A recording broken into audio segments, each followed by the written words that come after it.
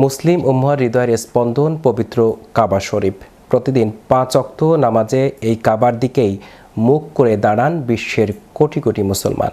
কিন্তু কখনো কি মনে প্রশ্ন জেগেছে, তওয়াফ বা দূর থেকে চেনা সেই কাবার ভেতরে আসলে কি আছে, কিংবা কেনই বা একে একটি বিশেষ কালো কাপড়ে ঢেকে রাখা হয়? এ নিয়ে বিস্তারিত থাকছে ডেস্ক রিপোর্টে। যুগে যুগে কোটি কোটি চোখ পরম আকুলতায় অবলোকন করেছে এই পবিত্র ঘর, কিন্তু এর সুউচ্চ দেয়াল আর ভারী দরজার ওপারে কি আছে তা দেখার সৌভাগ্য হয়েছে খুব কম মানুষেরই। ইসলামের ইতিহাসে শুরু থেকে আজ পর্যন্ত কাবার ভেতরের পরিবেশ এবং এর রক্ষণাবেক্ষণকে রাখা হয়েছে অত্যন্ত মর্যাদাপূর্ণ ও সুরক্ষিত। ইসলামের আবির্ভাবের আগে কাবা ছিল আরবের বিভিন্ন গোত্রের উপাসনার স্থান।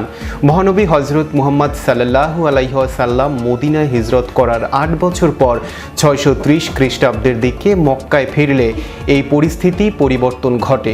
মহানবী হজরত মুহাম্মদ সাল্লাল্লাহু আলাইহি ওয়াসাল্লাম মদিনায় হিজরত করার 8 বছর পর 630 খ্রিস্টাব্দের দিকে মক্কায় ফিরলে এই পরিস্থিতির পরিবর্তন ঘটে। মুহাম্মদ সাল্লাল্লাহু আলাইহি ওয়াসাল্লাম কাবার ভেতর থেকে সব মূর্তি অপসারণ করেন এবং একে এক আল্লাহর ইবাদতের স্থানে পরিণত করেন। প্রতি বছর হজ ও উমরা পালনের জন্য বিশ্বের বিভিন্ন প্রান্ত থেকে 2 কোটির বেশি মানুষ আসেন মক্কায়।